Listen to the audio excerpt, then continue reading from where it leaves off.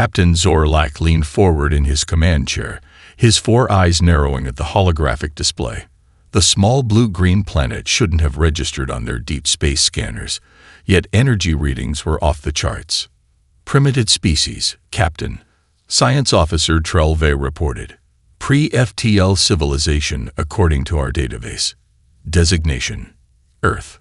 Zorlak's mandibles clicked in contemplation. The Galactic Council had catalogued thousands of developing worlds, but none with energy signatures like these. "Take us closer," he ordered. Standard observation protocols. The survey vessel Cosmic Seeker glided toward the third planet, its cloaking technology making it invisible to primitive detection systems. Or so they thought. Alarms blared across the command deck. Trelve's tentacles fluttered in panic as the sensor array erupted with new data. "Captain, multiple vessels approaching at high velocity. They've detected us." "Impossible," Zorlak hissed. "Our cloaking technology is beyond there." The view screen flashed as massive ships materialized around them. Sleek, angular vessels bristling with weapon ports. The largest dwarfed their survey ship by a factor of 10. "By the ancient void," whispered Navigator Quelnar. "Those are warships." The communications array chimed. A face appeared on screen. A human female with stern features and dark eyes that seemed to penetrate Zorlak's exoskeleton. "This is Admiral Elena Chen of the Earth Defense Fleet flagship Indomitable *. You have entered restricted space. Identify yourselves immediately." Zorlak struggled to maintain composure. "I am Captain Zorlak of the Galactic Council survey vessel Cosmic Seeker *. We are on a peaceful mission of exploration." The human's expression didn't change. "Your vessel has active scanning technology directed at our defense systems. This is considered an act of aggression." Behind the Admiral, Zorlak could see humans operating consoles with practiced efficiency. Their technology appeared seamless, advanced, impossible for a species that hadn't even achieved faster-than-light travel. "A misunderstanding," Zorlak stammered. "We meant no." His tactical officer interrupted. "Captain, our sensors have completed analysis of their vessels. Their weapons technology. It's beyond anything in our records. Those aren't defensive platforms. They're planet killers." The human admiral smiled thinly. "Perhaps we should discuss proper first contact protocols, Captain. Your ship will be escorted to our orbital diplomatic station. Any attempt to flee or communicate with your council will be met with immediate response." As the transmission ended, Zorlak saw the massive Earth vessels position themselves around the Cosmic Seeker *. Their hulls were marked with battle scars and symbols he didn't recognize. "Send an encrypted burst transmission to the Council," he whispered to his communications officer. "Priority 1. Message as follows. We've made a grave miscalculation. Earth is not primitive. I repeat, Earth is not primitive. They're warships. The Council must be warned." The Galactic Council chamber erupted in chaos as Zorlak's transmission played for the third time. "Impossible," shouted Councillor Vrax, pounding his gelatinous appendage on the table. "A pre-FTL civilization cannot possess such technology." High Diplomat Trelnar rose gracefully, her luminescent skin pulsing with calm blue light. "We must verify these claims before acting rashly. I will lead a diplomatic mission to Earth."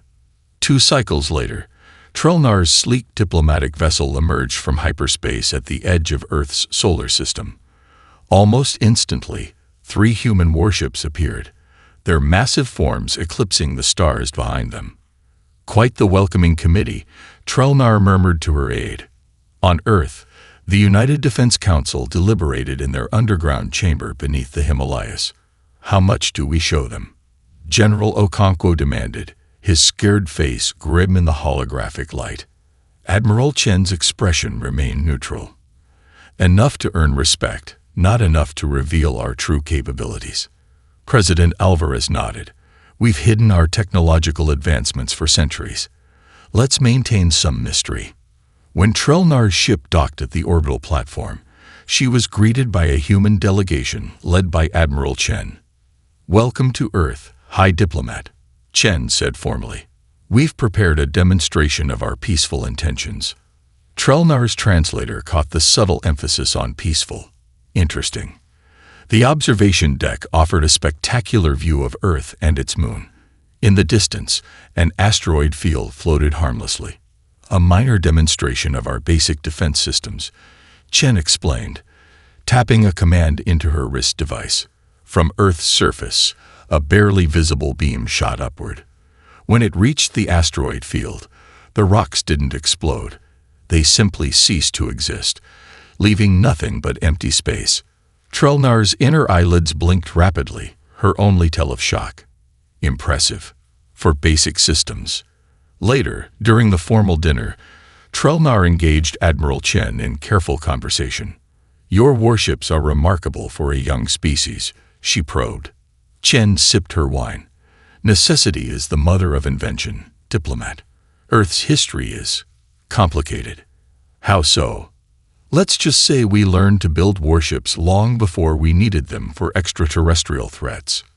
Meanwhile, unbeknownst to the humans, Intelligence Officer Velmora had separated from the diplomatic party. Using advanced scanning technology, disguised as ceremonial jewelry, she mapped Earth's orbital defenses.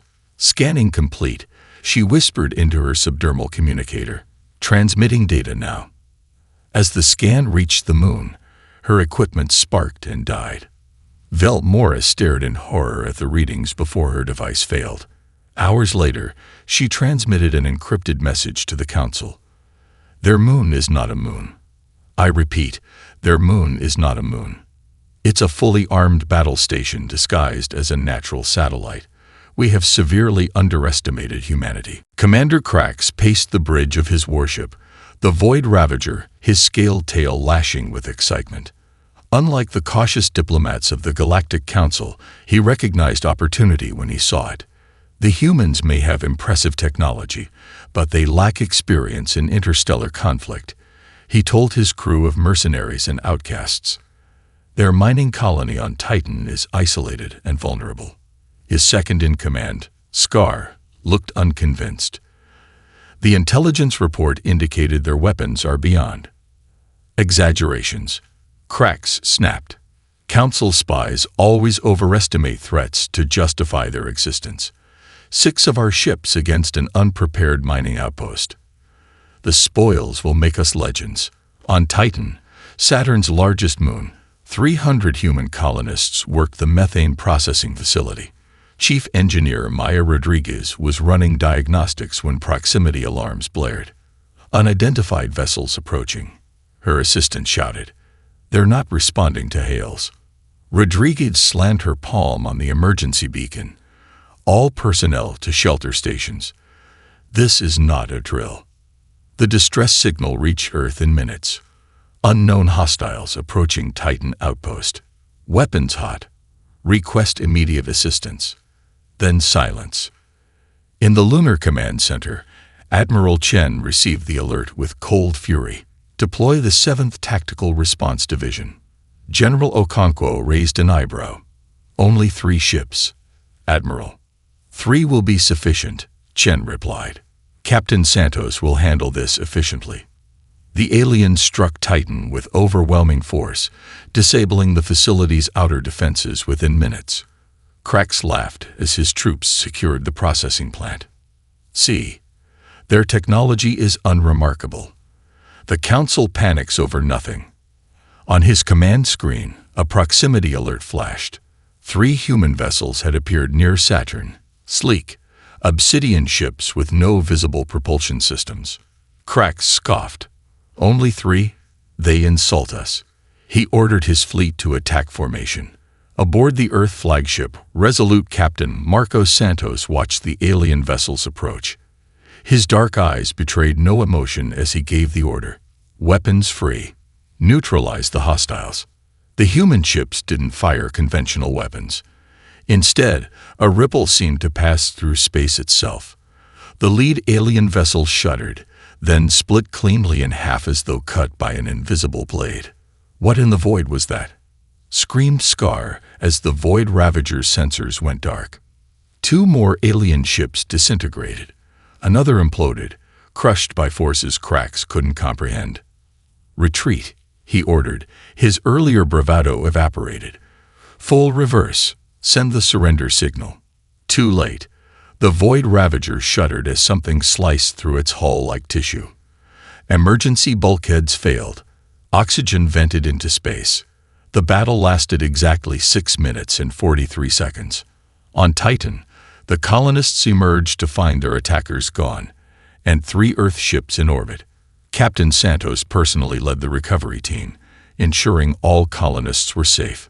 Across the galaxy, security footage of the brief, devastating battle leaked from Krax's ship. The images spread like wildfire. Human vessels dismantling an alien fleet with technology that seemed to defy physics itself. The Galactic Council called an emergency session. They had gravely underestimated Earth. Nimileth hunched over her terminal in the great library of galactic records, her slender fingers dancing across holographic controls. As the Council's foremost xenoanthropologist, she had been tasked with understanding how a supposedly primitive species had developed such devastating military technology. "Computer, display all historical records of human conflict," she commanded. The display filled with images that made her 4 hearts stutter. Massive metal vehicles crawling across scorched landscapes. Primitive aircraft dropping devastating explosives. Oceans filled with warships. Cities reduced to rubble. "By the Void," she whispered. "They've been at war with themselves for their entire history. Unlike most spacefaring races who evolved through cooperation, humans had developed through conflict, with their environment, with predators, and most significantly, with each other." In the council chambers, High Diplomat Trellnar received Nimileth's preliminary findings with growing alarm. Their technological development wasn't driven by curiosity or spiritual enlightenment. She explained to the assembled counselors. It was driven by warfare. Each human nation competing to create more effective weapons than their rivals. "Barbarians," spat Counselor Vrax. "Survivors," corrected Trellnar. "And now they have taken those millennia of weapons development to the stars." On Earth's orbital diplomatic station, Admiral Chen led Trellnar through a carefully curated museum of human history. The exhibit showed human achievements in art, science, and exploration, conspicuously omitting their military history. "Your species developed remarkably quickly," Trellnar observed, "particularly your warships." Chen's expression remained neutral. "We built warships because we had to survive ourselves." "I don't understand." Chen gestured to a hologram of ancient Earth. "For thousands of years, humanity was divided into competing nations. When we finally united, we brought our combined military knowledge to space exploration. Other species achieved unity through philosophy and shared purpose," Trellnar said. Chen's laugh was sharp. "Lucky them. Earth isn't a gentle world, diplomat.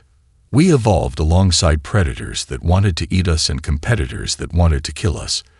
Later, we became our own worst enemies. Every technology you see, from our medical advancements to our FTL drives, began as a military application." Trellnar absorbed this with growing unease. "And your warships are defensive," Chen replied firmly. "We have no interest in conquest, but make no mistake, we will defend ourselves." As Trellnar's shuttle departed Earth orbit, her communication array detected massive Council fleet movements. Security-level transmissions she wasn't meant to see indicated a containment strategy for the human threat.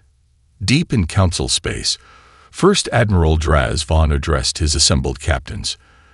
"The humans represent an unprecedented danger to galactic peace. Their warships and violent nature cannot be allowed to spread. We will establish a quarantine around Earth's system, for the good of all civilized species." On Earth, early warning systems detected the approaching armada. Admiral Chen stared at the tactical display, showing hundreds of Council vessels moving toward Earth. "So much for diplomacy," she murmured, then opened a secure channel. "This is Admiral Chen. Activate the Terran defense grid. All ships to battle stations." Humanity was about to demonstrate why they had survived so long. The Council peacekeeping armada emerged from hyperspace at the edge of Earth's solar system. Over 300 vessels arranged in perfect attack formation. First Admiral Drazvon stood on the command deck of his flagship, the Righteous Judgment *, surveying the tactical display with satisfaction. "Open a channel to the human authorities," he ordered. "Inform them that for the safety of the galaxy, their system is now under quarantine. Any vessel attempting to leave will be destroyed." Before his communications officer could comply, the sensor array erupted with warnings. "Admiral, energy signatures detected throughout the system." Drazvon watched in disbelief as hundreds of platforms materialized around planets, moons, and asteroids, a defense grid that had been invisible until activated. "Impossible," he whispered. "Our scans showed nothing." On Earth, President Alvarez addressed an emergency session of the United Defense Council. "The diplomatic approach has failed. Admiral Chen, you have command of our response." Chen nodded grimly. "The Council needs to understand that threatening Earth is unacceptable without forcing us to demonstrate our full capabilities." She activated her neural link to the Lunar Command Center. "This is Admiral Chen. Reveal the Terran Wrath *. In the space between Earth and Mars, reality itself seemed to fold. A massive vessel phased into existence, a warship so large it dwarfed even the moon. Its obsidian hull absorbed rather than reflected light, making it appear as a planet-sized void in space. Aboard the Righteous Judgment *, officers stared at their screens in horror. "By the ancient stars," Drazvon breathed. "The size of that vessel, it's impossible." His tactical officer's voice shook. "Admiral, our weapons analysis indicates we could concentrate our entire fleet's firepower on that ship and barely damage its outer hull." Trelnar, who had rushed to join the Council fleet upon learning of their plans, burst onto the bridge. "Admiral, you must cease this aggression immediately. Provoking them would be galactic suicide." "This quarantine is authorized by the full Council," Drazvon replied stiffly. "Based on fear, not facts," Trelnar countered. "Look at your tactical display. They could have destroyed us already." A communication request chimed through the command system. Admiral Chen's face appeared on the main screen, her expression cold. "Council vessels, you have entered restricted space with weapons active. This constitutes an act of war under Earth's defense protocols. You will power down weapons and withdraw immediately." Drazvon squared his shoulders. "Earth is deemed a threat to galactic stability. We are authorized to." "You are authorized to leave," Chen interrupted, "or be destroyed. You have 1 hour to decide." As the transmission ended, Captain Santos of the human vessel Resolute was making a discovery. His intelligence team had intercepted and decoded Council communications revealing that certain Council members had secretly supported Commander Krax's attack on Titan. "This was never about protection," Santos reported to Admiral Chen. "This is about seizing our technology." Chen's eyes narrowed. "Prepare a full battle plan. If diplomacy fails, we'll need to make an example that the galaxy won't forget." Both fleets now hung in space, weapons locked, as the countdown to confrontation ticked inexorably toward zero. Nimuleth's hands trembled as she encoded the transmission. Discovery meant execution, but the truth had to reach Earth. The xenanthropologist had uncovered something far worse than a simple quarantine operation. In her secured laboratory aboard the Council's science vessel Enlightenment, she had accessed restricted files that painted a disturbing picture. Council High Minister Dravkos, the most powerful political figure in the galaxy, had been orchestrating events from the beginning. "This message is for Admiral Alina Chen of Earth," she whispered into the encrypted channel. "What you're facing isn't a standard Council action. High Minister Dravkos has been manipulating events since first contact. Commander Krax's attack was authorized to test your defenses. The quarantine is phase 2 of his plan to seize your technology." On the bridge of the Terran Wrath, Admiral Chen reviewed Nimuleth's transmission with her senior staff. The evidence was damning. records of secret meetings, covert funding transfers to Krax's mercenaries, and plans to reverse engineer human technology once it was captured. So this isn't about protecting the galaxy, General Okonkwo said grimly. It's about stealing our weapons. Chen's eyes gleamed with cold calculation. Then perhaps we should give them exactly what they want. 26 minutes later, a human Corvette-class vessel appeared to suffer a critical drive malfunction near the Council fleet's perimeter. As predicted, Council ships quickly moved to intercept. The humans claim the ship contains experimental weapon systems, reported First Admiral Drazvon's aide. High Minister Dravkos has ordered us to secure it immediately. The disabled vessel, the Prometheus, was towed into the flagship's hangar bay. Council scientists swarmed over it, eager to unlock human technological secrets. Aboard the Righteous Judgment, Dravkos himself arrived via personal shuttle to oversee the acquisition. Tall and imperious, with iridescent scales and six-fingered hands adorned with precious metals, he entered the hangar with an entourage of guards. "Begin disassembly immediately," he ordered. "I want functional prototypes within the cycle." The senior scientist lowered her eye stalks respectfully. "Minister, our scans indicate the technology is outdated. This vessel appears to be several generations behind their current capabilities." Dravko's expression darkened. "What?" Too late, alarm klaxons blared. The Prometheus had activated a quantum entanglement field, disabling all weapons and communications within the hangar. The ship's hull split open, not from damage, but by design. From within emerged 24 humans in battle armor. Captain Santos led them, his expression grim behind his visor. "High Minister Dravkos," he announced, "you are under arrest for conspiracy, illegal aggression, and attempted theft of sovereign technology." Dravkos hissed in fury. "This is Council territory. You have no authority here." "We do now," Santos replied, as human Marines efficiently secured the hangar. Simultaneously, Admiral Chen broadcast a system-wide transmission. Every ship in both fleets received the same message, unaltered records from Dravkos's personal files revealing his manipulation of events since Zorlak's first discovery of Earth. Throughout the Council fleet, captains and crews watched in shock as their leader's treachery was exposed. Vessels began powering down weapons. Some turned their guns toward the flagship. The grand conspiracy unraveled in minutes, leaving the galaxy's power structure in chaos. "This changes nothing." Dravkos snarled through the fleet-wide emergency channel. "The humans remain a threat to galactic stability." Aboard the captured flagship Righteous Judgment Captain Santos and his Marines had secured the command deck, but not before Dravkos triggered a hidden protocol. Throughout the Council fleet, vessels commanded by his loyal followers powered up weapons. "Destroy the human ships." Dravkos commanded as his personal guard formed a protective circle around him. "I have failsafes on every vessel. Either you follow orders or your life support systems will deactivate." Almost a third of the Council fleet turned their weapons toward Earth. Admiral Chen watched the developing chaos from the Terran Wrath's command center. So he chooses the hard way. She opened a channel to Earth's defense grid. Activate countermeasures. Defensive Protocol Omega.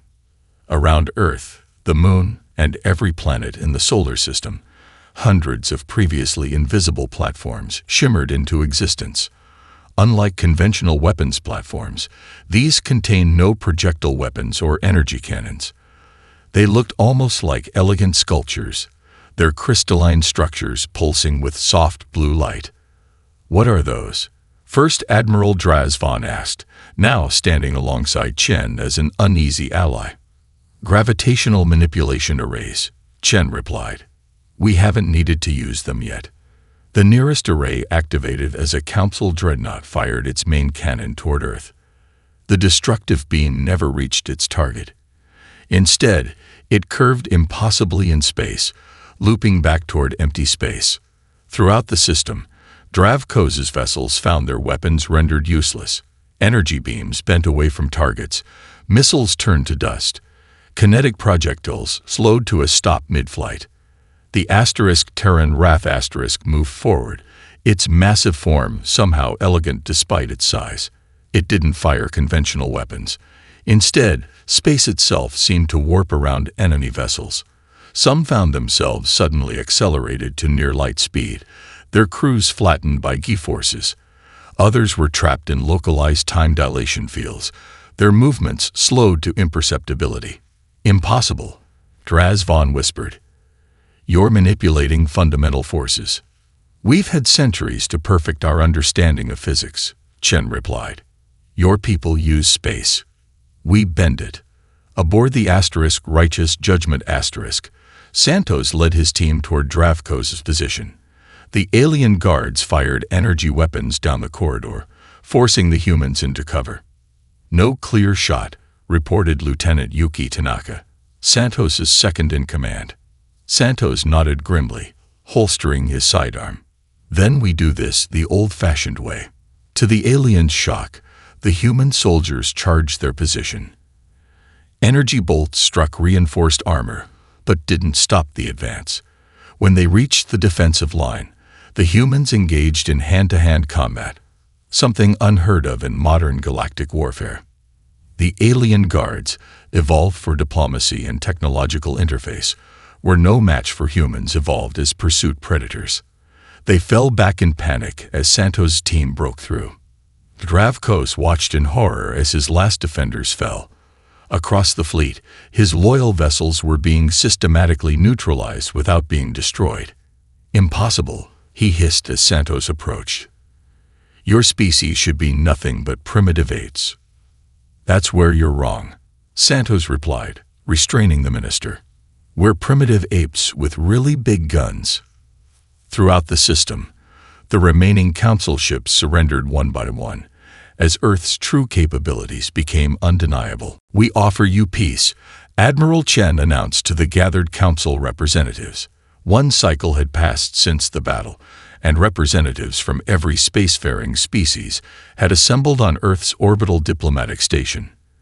"Despite the unprovoked aggression against our world, we choose cooperation over retribution." The chamber rumbled with astonished whispers. The humans had every right to demand concessions, even territory, after Dravkos's failed attack. Trelnar, now serving as interim council chairperson, stepped forward. "Your restraint is unexpected, Admiral.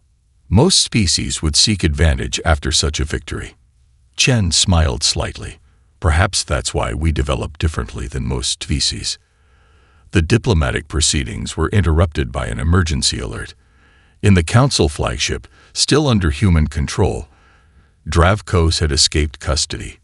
Worse, he had activated a quantum singularity device, a doomsday weapon capable of collapsing space-time throughout the solar system. "You cannot defeat me." Dravkos's transmission echoed through the chamber. "Either surrender your technology, or this system becomes a black hole." Captain Santos led the response team, racing through the flagship's corridors toward the reactor core where Dravkos had barricaded himself. The singularity device counted down, its alien numerals flashing ominously. "We can't disarm it conventionally," Lieutenant Tanaka reported. "The fail-safes will trigger immediately." Santos nodded grimly. "Then we don't disarm it. We contain it." He activated his neural link to the Terran RAF *. "This is Santos. Request immediate deployment of a micro-space pocket. Transmitting coordinates." When they breached the reactor room, Dravkos stood triumphantly beside the device. "Too late, humans. In 30 seconds, your precious Earth becomes cosmic dust."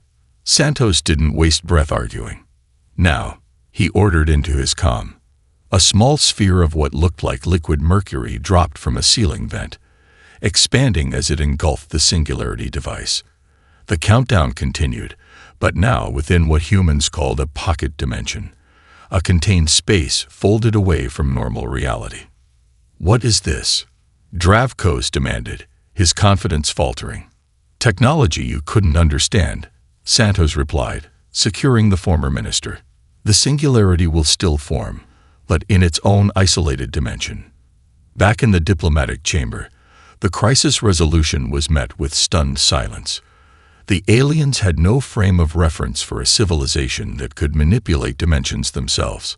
The Galactic Accord signing will proceed as scheduled, President Alvarez announced calmly, as if potential system-wide destruction were a minor inconvenience. One by one, representatives added their signatures or biological identifiers to the historic document. Earth would join the galactic community not as a subject world, but as a founding member of a new, more equitable alliance. "We have much to learn from each other," Trelnar said as she signed. "Your species brings perspective we have lacked.